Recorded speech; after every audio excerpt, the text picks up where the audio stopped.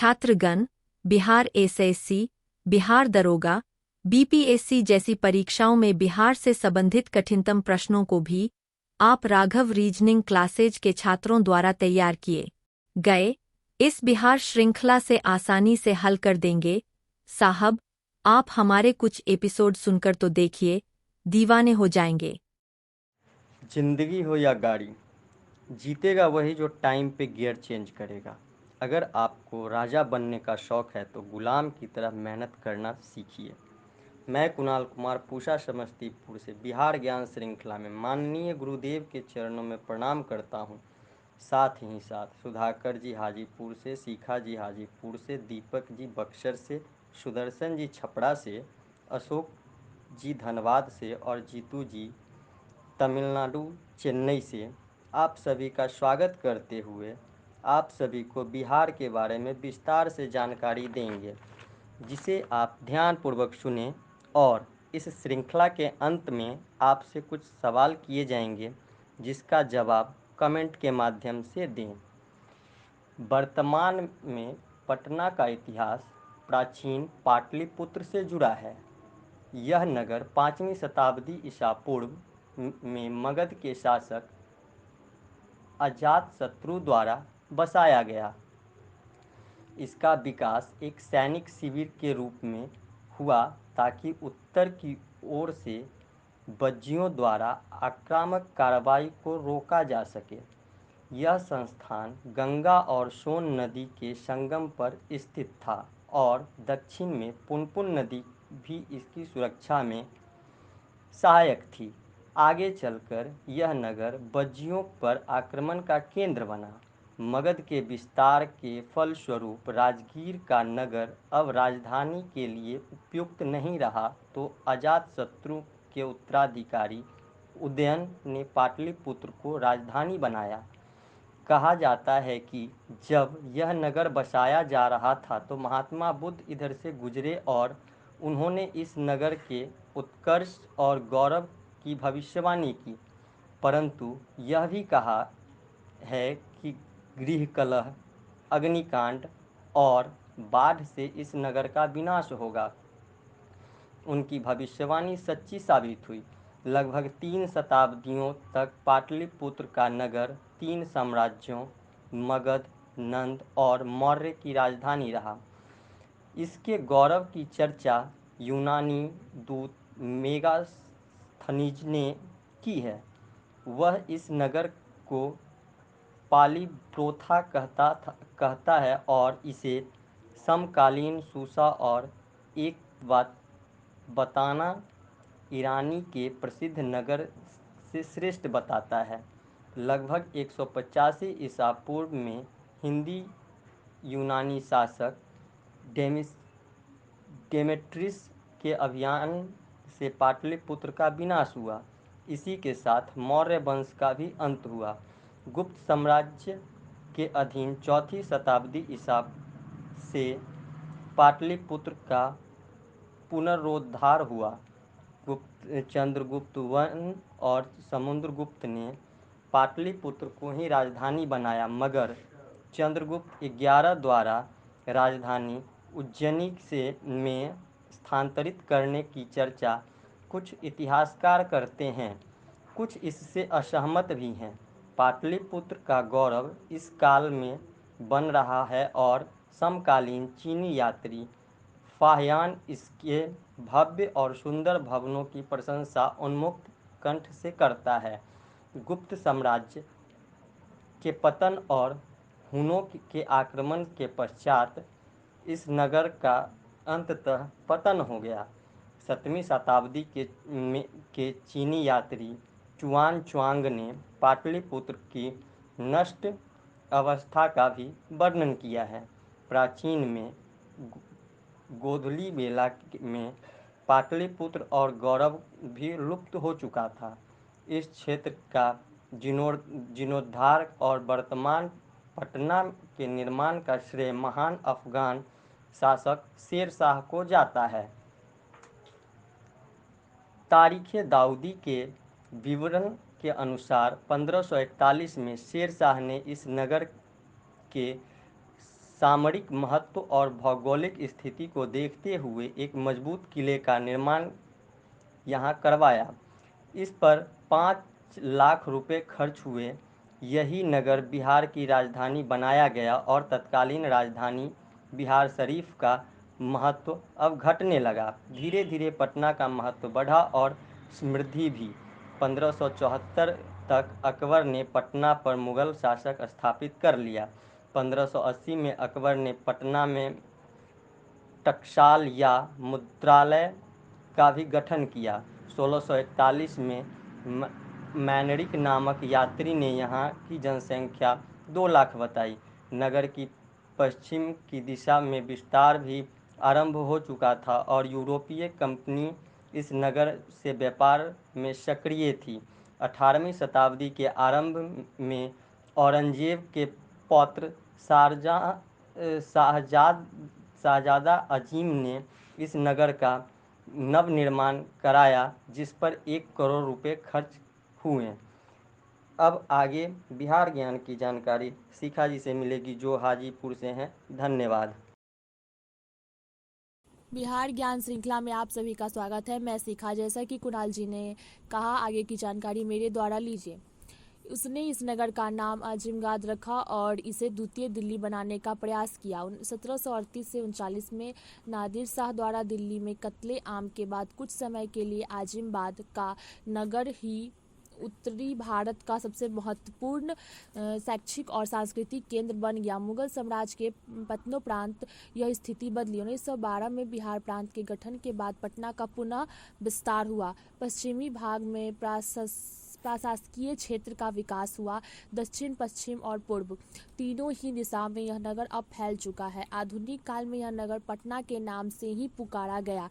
इसकी 2 व्याख्याएं मिलती हैं। एक तो इस नगर की देवी पटन देवी है, उसी के नाम पे यह नगर पटना कहलाया। दूसरी, यह नगर एक व्यापारिक नगर के रूप में प्रसिद्ध था, जो नदी के तट पर स्थित है, अतः यह एक प्रसिद्ध पत्तन था। इसी से इसका नाम पटना पड़ा। इसके अतिरिक्त प्राचीन काल में इसका नाम कुसुमपुर, पुष्पपुर भी रहा था। पटना में ऐतिहासिक स्थल बिखरे पड़े हैं। सबसे पुराने अवशेष कुम्हरार में पाए गए हैं। इसके अतिरिक्त बुलंदी बाग, अगम कुआं, मंगल तालाब, दीदारगंज आदि से भी महत्वपूर्ण ऐतिहासिक सामग्री की प्राप्ति हुई है। कुम्हरार में 1813 में वैंडेल, 1912 से 15 के बीच स्पूंसर और 1951 से 55 के बीच अल्टेकर और मिस्र के नेतृत्व में खुदाई के काम हुए।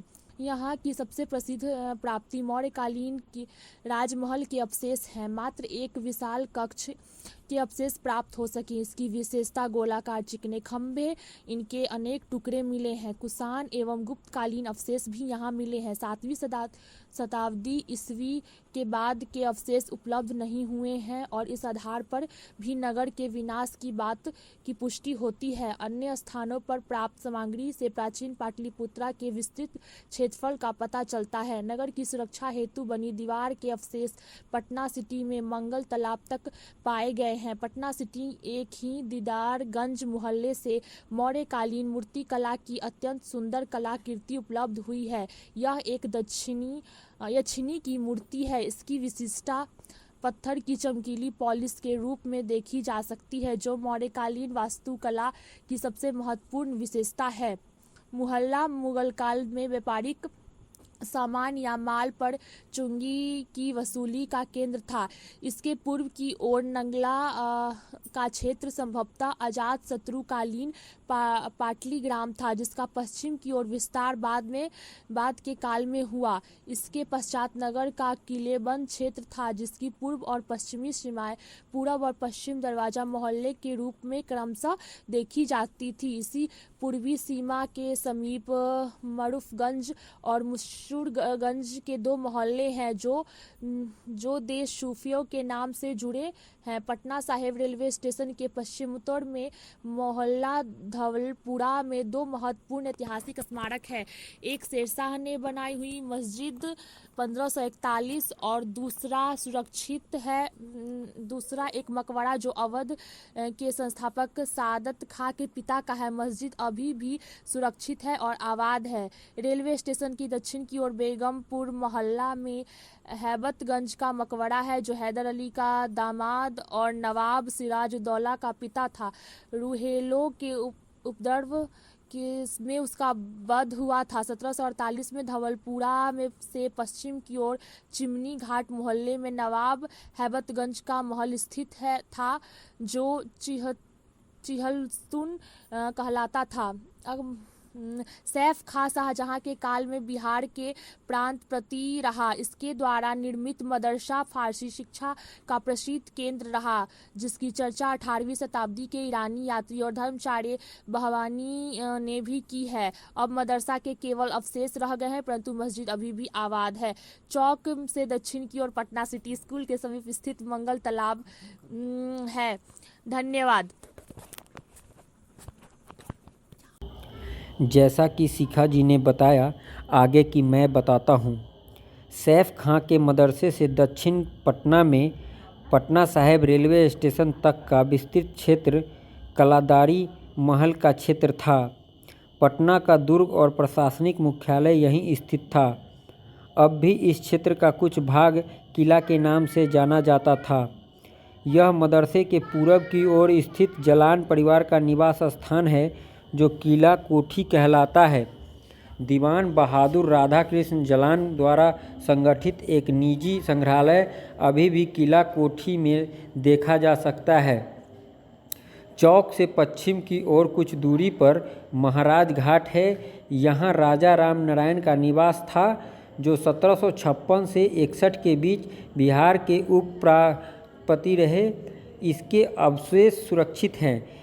इसी के समीप दो सूफी संत ताज और मंगन के मज़ार हैं और इनके प्रांगण में औरंगजेब द्वारा निर्मित मस्जिद यह अभी भी सुरक्षित है। इससे पश्चिम की ओर अशोक राजपथ के किनारे ही पटना की सबसे पुरानी मस्जिद स्थित है। 1489 में इसका निर्माण बंगाल के तत्कालीन सुल्तान अलाउद्दीन हुसैन शाह ने कराया था। इससे पश्चिमोत्तर में खाजे कलां घाट स्थित है, जहां पर मुगल कालीन मुद्रालय या टकसाल स्थित था। खाजे कला से पश्चिम की ओर पटना का सबसे पुराना चर्च स्थित है। यह मोहल्ला अभी भी पादरी की हवेली कहलाता है। इस चर्च का निर्माण 1772 में फादर जोसेफ द्वारा आरंभ हुआ और यहाँ ईसाई धर्म प्रचारकों और यात्रियों के निवास की भी सुविधा थी। इसी के साथ भाग में अभी मदर टेरेसा की संस्था सिस्टर्स ऑफ चैरिटी का कार्यालय है।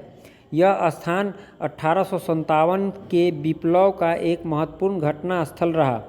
3 जुलाई 1857 को पटना में विप्लव का विस्फोट हुआ।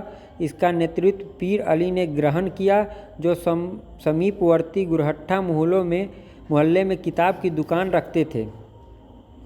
इसमें एक ऊंचा स्तंभ बना है, जो उन 47 अंग्रेज अधिकारियों की यादगार है, जिन्हें 1763 में नवाब मीर कासिम और अंग्रेज़ों के बीच संघर्ष के क्रम में नवाब के फ्रांसीसी सेना नायक सोमरू के आदेश पर मार डाला गया था। स्मारकीय स्तंभ का निर्माण 1880 में हुआ था। इस कब्रिस्तान के पश्चिम में पटना सिटी अस्पताल के सामने नवाब मुनीउद्दौला का मकबरा एक खुले मैदान में स्थित है, जहां 1616 में निर्मित मिर्ज़ा मासूम की मस्जिद अभी भी सुरक्षित है। शहर की पश्चिमी सीमा अंकित करने वाला पश्चिम दरवाज़ा था। वर्तमान स्तंभ पटना में कमिश्नर मेटकॉफ 1820 से 24 द्वारा निर्मित कराया गया था। यहाँ से पश्चिम की ओर अंग्रेज़ों ने अपनी फैक्ट्री स्थापित की, जो आगे चलकर अफीम के व्यापार का मुख्य केंद्र बनी। बाद में अंग्रेज़ों ने गुलजार बाग के निकट अपनी नई फैक्ट्री स्थापित की। इस प्रांगण में अब राजकीय मुद्रणालय एवं भू सर्वेक्षण कार्यालय स्थित है। मुगल सम्राट शाह आलम द्वितीय का राज्याभिषेक इसी इमारत में हुआ था। इससे पश्चिम में गुलजार बाग है। गुलजार बाग के दक्षिण में पटन देवी का मंदिर है, जो पटना नगर की संरक्षिका देवी मानी जाती है। मंदिर की वर्तमान इमारत मुगल प्रांतपति राजा मान सिंह द्वारा अपने कार्यकाल 1587 से 94 में बनवाई गई थी। इसी स्थान पर गुरु तेग बहादुर के पटना आगमन पर उनके शिष्यों ने उनका सेवा सत्कार किया था। लगभग 2 किलोमीटर पश्चिम की ओर सड़क के उत्तरी किनारे पर पत्थर की मस्जिद स्थित है, जिसका निर्माण जहांगीर के पुत्र राजकुमार परवेज के आदेश पर नजर खां ने 1626 से 27 में कराया था। धन्यवाद। आगे की जानकारी साक्षी देंगे। धन्यवाद। मैं साक्षी कुमारी बिहार ज्ञान श्रृंखला में आपका स्वागत करती हूँ। जैसा कि सुधाकर जी ने पीछे बताया, अब आगे मैं 1912 में बिहार प्रांत के गठन और पटना को राजधानी बनाए जाने के पश्चात प्रशासकीय क्षेत्र या नवीन राजधानी के विकास के क्रम में राजभवन, सचिवालय, उच्च न्यायालय और विधानमंडल की इमारतें का निर्माण हुआ। स्वतंत्रता प्राप्ति के बाद विधानमंडल में भवन के प्रवेश द्वार के सामने 1942 में भारत छोड़ो आंदोलन में अपने प्राण न्यौछावर करने वाले 7 नवयुवकों की याद में शहीद स्मारक का निर्माण हुआ। नालंदा जिला में स्थित पावापुरी जैन धर्मावलंबियों को अत्यंत महत्वपूर्ण तीर्थ स्थल है, जो बिहार की पश्चिमी सीमा पर स्थित है। बक्सर भारत में ब्रिटिश सत्ता को उत्कर्ष के इतिहास का साक्षी रहा। 1764 में 3 भारतीय शासकों मुगल सम्राट शाह आलम द्वितीय, अवध के नवाब सिराजुद्दौला और बंगाल में विस्थापित नवाब मीर कासिम एवं इंग्लिश ईस्ट इंडिया कंपनी के बीच यहाँ एक निर्णायक युद्ध लड़ा गया। 1541 ईस्वी में शेरशाह द्वारा राजधानी पटना में बिहार शरीफ का महत्व कम रहा था। गया नगर में लगभग 13 किलोमीटर फल्गु नदी के किनारे स्थित बोध गया बौद्ध मतावलंबियों का सबसे प्रसिद्ध तीर्थ स्थल है। महात्मा बुद्ध को यही महाबोधि वृक्ष के नीचे ज्ञान प्राप्त हुआ। यह स्थान उराबेला भी कहा जाता है। यहाँ अशोक के शिलालेख 8वें के अनुसार अपने शासन के 10वें वर्ष में अशोक ने इस तीर्थ यात्रा की और यहाँ एक स्तूप का निर्माण कराया।